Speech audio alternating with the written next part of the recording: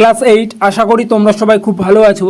তো দেখো আজ তোমাদের ইতিহাস বিষয়ের ফাইনাল পরীক্ষার একটি প্রশ্নপত্র কেমন ধরনের এসছে দেখে নাও, এবং এই প্রশ্নপত্রের উত্তরগুলি তোমরা খুব ভালোভাবে দেখে রাখবে, ঠিক আছে, তোমাদের সুবিধার্থের জন্য।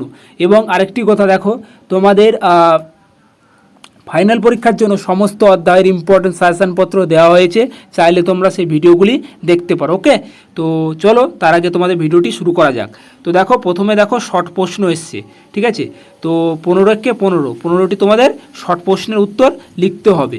তো প্রথমে প্রশ্নটি কি দেওয়া আছে দেখো, অন্ধকূপ হত্যার কথা প্রচার করেছিলেন, ঠিক আছে, মানে কে প্রচার করেছিলেন, অন্ধকূপ হত্যাকাণ্ড। তারপরে দেখো বক্সারের যুদ্ধ কত সালে হয়, নীলদর্পণ নাটকটি কার লেখা, দীনবন্ধু মিত্র, তোমরা জানো। এবং তারপরে দেখো জাতীয় কংগ্রেসের প্রথম সভাপতি কোথায় বসছিল, তোমরা জানো, মুম্বাইয়ে। ওকে, তো এই প্রশ্নগুলি একটু দেখতে থাকো, শর্ট প্রশ্নগুলি কেমন এসছে দেখো। তারপরে যেমন বঙ্গভঙ্গ পরিকল্পনা করেছিল কে, লর্ড কার্জন, তোমরা জানো এটুকু শিওর। তারপরে দেখো কৃষক প্রজা পার্টি নেতা কে ছিলেন, ফজলুল হক।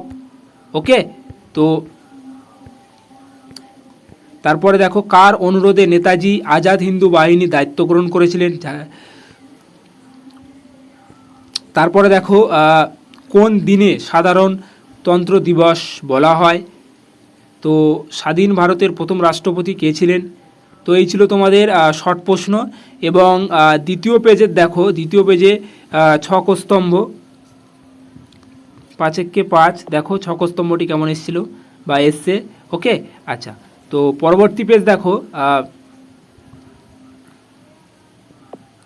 টিকা। দেখো তোমাদের টিকা তো 100% পরীক্ষা আসবে, ফাইনাল পরীক্ষা, এটুকু শিওর বলে দিলাম, ঠিক আছে। তো দেখো টিকা এসছে যে দৈত্য শাসন, রাজা রামমোহন রায়, বিদ্যাসাগর, নীল বিদ্রোহ। তো এই ছিল তোমাদের টিকা। এবং তারপরে দেখো 4 দাগের যে তোমার নিজের ভাষায় উত্তর লেখো। তো 5×30, ঠিক আছে, 5 নম্বরের প্রশ্ন,